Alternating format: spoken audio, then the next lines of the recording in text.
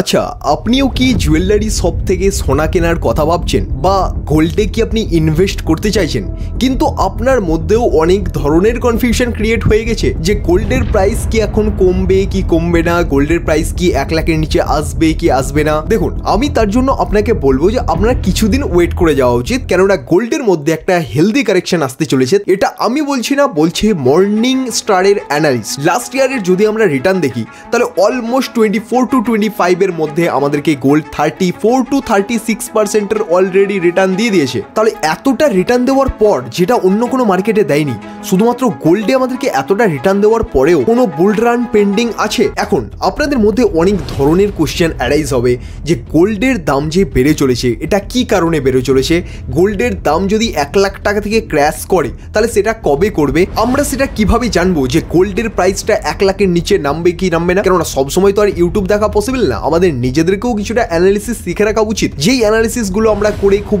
Easily আমরা নিজেরাই বুঝে যাবো যে মার্কেটের মধ্যে কি হতে চলেছে। আর একটা সব থেকে বড় কোশ্চেন যেটা অ্যারাইজ হচ্ছে, গোল্ড অল টাইম হাই লাগিয়ে এই যে 1 লাখ টাকার উপরে চলে গেল, এটা গেল তো গেল কেন? কোনো তো রিজন থাকবে যে কারণটাতে মার্কেট 1 লাখ টাকার উপরে ডিরেক্টলি ট্রেন্ড করে গেল। তো সমস্ত কিছু কোশ্চেনের অ্যান্সার আজকের এই ভিডিওটাতে আমরা জানবো। So let's gets into the video. ভিডিওটা স্টার্টিংটা করি যে গোল্ড যে 1 লাখ টাকার উপরে চলে গেল এটার পিছনের কারণটা কি। তো দেখুন, গোল্ড সাধারণত দুভাবে ট্রেড হয়।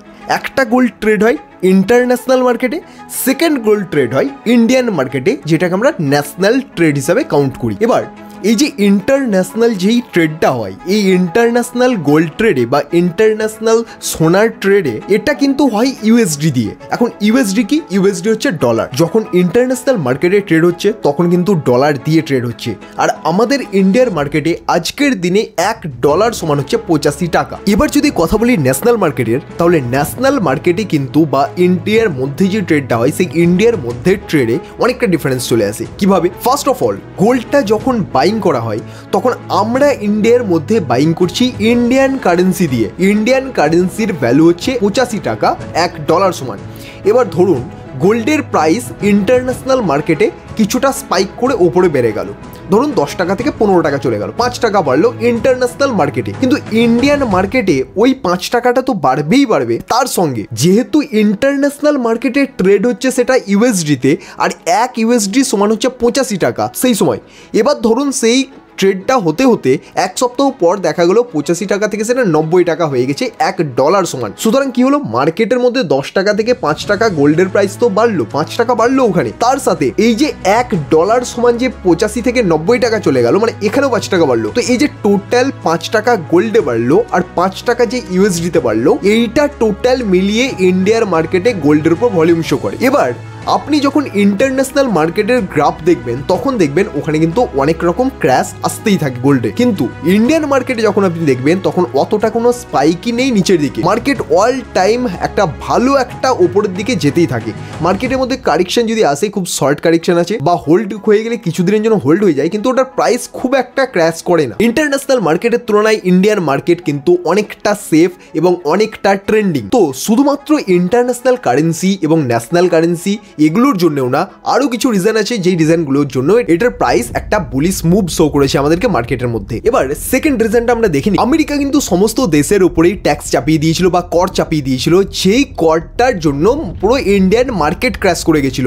ইন্ডিয়ান মার্কেট বলা ভুল হবে, সমস্ত মার্কেট, পুরো সমস্ত দেশের মার্কেট ক্র্যাশ করে গেছিল। এবার ধরুন মার্কেট যখন ক্র্যাশ করছে সেই অবস্থায় কিন্তু লোক যে কোনো মার্কেটের মধ্যেই ইনভেস্ট করতে ভয় পাবে। সেই ক্ষেত্রে সমস্ত দেশের মানুষেরা বা সমস্ত দেশের কোম্পানিরা চাইবে যে তাদের যে হোল্ডিং আছে এই হোল্ডিংগুলো একটু সেফ থাক। সেই হোল্ডিং সেফ রাখার কারণে নর্মাল পাবলিক হোক আর যে কোনো কোম্পানি হোক, তারা সমস্তটাই কিন্তু ইনভেস্টমেন্ট করে দেবে হচ্ছে গোল্ডের উপর। দেখুন, আপনাকে এখানে একটা জিনিস কিন্তু জানতে হবে, স্টক মার্কেট এবং গোল্ড হচ্ছে একে অপরের অ্যান্টি। যখনই আপনি দেখবেন গোল্ড ক্র্যাশ করছে সেই টাইমটাতে কিন্তু স্টক মার্কেট আপ ট্রেন্ডে যাবে বা বুলিশ মুভে যাবে, আর যখনই দেখবেন স্টক মার্কেট ক্র্যাশ করছে সেই টাইমে দেখবেন গোল্ডটা রাইজ করেছে। ট্যারিফ ওয়ারের সময় আমরা যেটা দেখলাম যে যখনই ইন্ডিয়ান মার্কেটটা ক্র্যাশ করলো সেই সময়েই কিন্তু গোল্ড স্পাইক দিয়ে 1 লাখ টাকার উপরে চলে গেল। তাহলে এই যে মুভটা এলো, এই মুভটা থেকে আমরা আরো ভালোভাবে বুঝতে পারছি যে স্টক মার্কেট এবং গোল্ড হচ্ছে একে অপরের অ্যান্টি। এবারে আমরা এসে যাবো থার্ড রিজন। আপনি কিছুদিনের মধ্যেই দেখলেন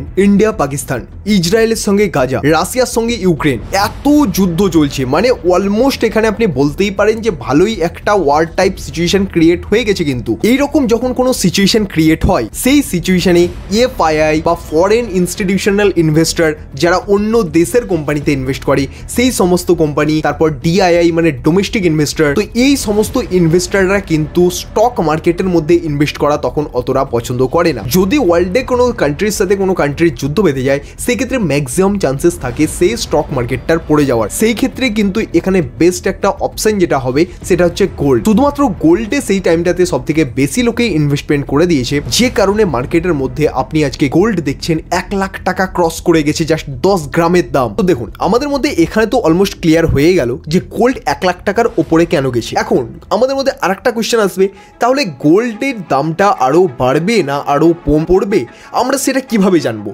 আমরা কবে কিনবো, আমাদের কবে কেনাটা ঠিক হবে? যদি দেখা যায় তাহলে সেন্ট্রাল গভর্নমেন্টের কাছে কিন্তু সব থেকে বেশি অলমোস্ট 17% গোল্ড কিন্তু ওনাদের কাছে রিজার্ভ করা থাকে। যখনই ওনারা গোল্ড সেল করবেন বা গোল্ড ওনারা যখন বাই করবেন, তখন সব থেকে বড় একটা চান্সেস হবে মার্কেটের মধ্যে বুল রান কন্টিনিউ করার, অথবা তারা যদি সেল করে দেয় তাহলে মার্কেটের মধ্যে বিয়ারিশনেস বা মার্কেটের দাম কমে যাওয়ার। তো এখানে আপনি এবার যদি চাইছেন যে আমি ঠিক টাইমে এন্ট্রি করতে চাইছি এবং আমিও দেখতে চাইছি যে কখন দামটা বাড়বে কখন দামটা কমবে, সেই ক্ষেত্রে আপনি সেন্ট্রাল গভর্নমেন্টের কিন্তু যে রিজার্ভ গোল্ড আছে আপনি সেটাকে কিন্তু নোটিশ করতে পারেন, আপনি সেটা সম্পর্কে নিউজ পড়তে পারেন, আপনি সেই মার্কেটের সঙ্গে আপনি আপ টু ডেট থাকতে পারেন। এখন আপনি যদি জিজ্ঞাসা করেন যে আমি তাহলে কিভাবে জানবো সেটা যে সেন্ট্রাল গভর্নমেন্ট কখন বাই করছে কখন সেল করছে, এই জন্য আপনি অনেক ওয়েবসাইট পেয়ে যাবেন, অনেক নিউজ পেয়ে যাবেন, ডেলি বেসিসে ওখানে আপডেট হয়। তো সেই হিসাবে আপনিও যদি চান তো আপনি আপ টু ডেট থাকতেই পারেন। আরেকটা পয়েন্টে এসে যাবো, সেটা হচ্ছে গোল্ডের ইটিএফ। গোল্ড ইটিএফ এর মধ্যে অনেক কোম্পানি থাকে যারা গোল্ড কিন্তু বাই করে রাখে। কোন কোম্পানি কতটা গোল্ডকে হোল্ড করে রেখেছে আপনি সেই জিনিসটাও কিন্তু দেখতে পারেন। কেননা যখনই আপনি দেখবেন কোনো কোম্পানি গোল্ড বাই করতে আছে, কোনো গোল্ড বাই করতে আছে কোটি কোটি টাকা দিয়ে, সেই সময়টাতে কিন্তু আপনি একটা জিনিস চিন্তা করে নিতে পারেন যে এবার কিন্তু গোল্ডের প্রাইস বাড়তে চলেছে আরো। তো সেই ক্ষেত্রে আপনি কিন্তু গোল্ড রিজার্ভ করে নিতে পারেন। এবার দেখুন, এই যে আমি এই জিনিসটুকু বললাম, এই জিনিসটা সম্পূর্ণটাই হচ্ছে মার্কেটের উপর বেস করে বা নিউজের উপর বেস করে। কিন্তু স্টক মার্কেটের মধ্যে একটা জিনিস হয় ট্রেডিং। গোল্ডের মধ্যে আমিও যেমন ট্রেড করি, তো 200 টাকা লাগিয়ে আমি অলমোস্ট 350 টাকার প্রফিট করেছি, তো অলমোস্ট এটা 150%-এর আশপাশ প্রফিট হয়ে যায়। তো এই যে ট্রেডিং হয়, এই ট্রেডিংগুলো হয় চার্টের উপর বেস করে। তো চার্টে আমরা কিছু জিনিস দেখি, যে জিনিসগুলো দেখে আমরা জানতে পারি যে এখন মার্কেটে এটার প্রাইস বাড়তে যাচ্ছে না কমতে যাচ্ছে।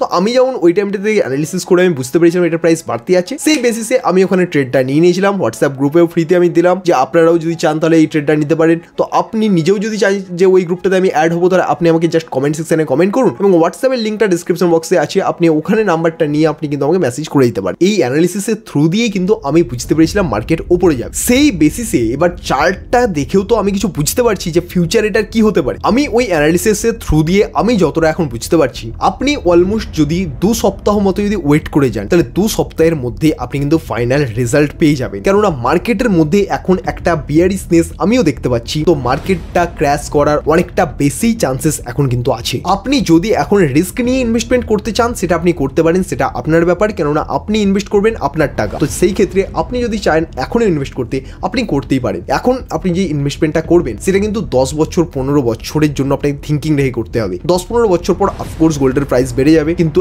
এখন আপনি যদি শর্ট টার্মে ট্রেডিং করার কথা ভাবেন, তাই এখন কিন্তু আপনাকে কিছুদিন ওয়েট করে যাওয়া উচিত। কিন্তু কেননা কিছুদিনের মধ্যে মার্কেট একটা ক্র্যাশ দেখাতে পারে, এবং এই যে ক্র্যাশটা হবে এই ক্র্যাশটা একটা হেলদি ক্র্যাশ হবে। তো এই হেলদি ক্র্যাশটা এলে কিন্তু ওই টাইমটা আপনার জন্য বেস্ট টাইম হবে ইনভেস্টিং করার। আশা করছি এই ভিডিওটার মধ্যে গোল্ডের কখন প্রাইস বাড়বে কখন কমবে, আপনার এখন ইনভেস্টমেন্ট করা কি উচিত না সমস্ত কিছু ডিটেলসে আপনাকে বুঝিয়ে দিয়েছি। যদি আপনার কোনো রকমের ডাউট থেকে থাকে আপনি ডেফিনেটলি আমাকে কমেন্ট সেকশনে কমেন্ট করে বলুন, আমি ডেফিনেটলি ট্রাই করবো কমেন্ট সেকশনে আপনাকে সেই টপিকটা বুঝিয়ে দেওয়ার। যদি না বোঝাতে পারি তাহলে ডেফিনেটলি ওই টপিকটার উপরে আমি একটা ভিডিও বানিয়ে দেবো। যদি ভিডিওটা পছন্দ হয়ে থাকে তাহলে ভিডিওটাকে লাইক করুন, ভিডিওটাকে আপনাদের বন্ধুদের সাথে বেশি থেকে বেশি শেয়ার করুন, যাতে তারাও গোল্ডের সম্পর্কে আপ টু ডেট থাকে। এবং চ্যানেলে যদি নতুন হয়ে থাকেন তাহলে ডেফিনেটলি ভিডিওটাকে লাইক করে একটা সাবস্ক্রাইবও করে দেবেন, কারণ এই ভিডিওটা আমি এখন যে শুট করছি আপনাকে টাইমটাও আমি দেখিয়ে দিচ্ছি, 12টা 21 বাজছে, 12টা 21 রাত্রে আমি এখন শুট করছি জাস্ট আপনাদের জন্য। এখন এডিট করবো, থাম্বনেল ডিজাইন করবো, তারপর সেই ভিডিওটাকে আপলোড করবো। তো প্রচুর অলমোস্ট রাত্রে আমাকে পুরোটাই জাগতে হবে। আপনারা যখন একটা লাইক করেন, শেয়ার করেন, সাবস্ক্রাইব করেন, অনেকটা বেশি আমি মোটিভেশন পাই এই কাজটা কন্টিনিউ করার জন্য। দেখা হচ্ছে আমাদের পরের ভিডিওটিতে। যদি আপনারা টেলিগ্রাম চ্যানেলটাও জয়েন না করে থাকেন তাহলে ওটাতেও গিয়ে জয়েন করুন, লিঙ্ক আমি কিন্তু ডিসক্রিপশন বক্সের মধ্যে দিয়ে রেখেছি। তো আমাদের দেখা হচ্ছে আবার পরের ভিডিওটিতে।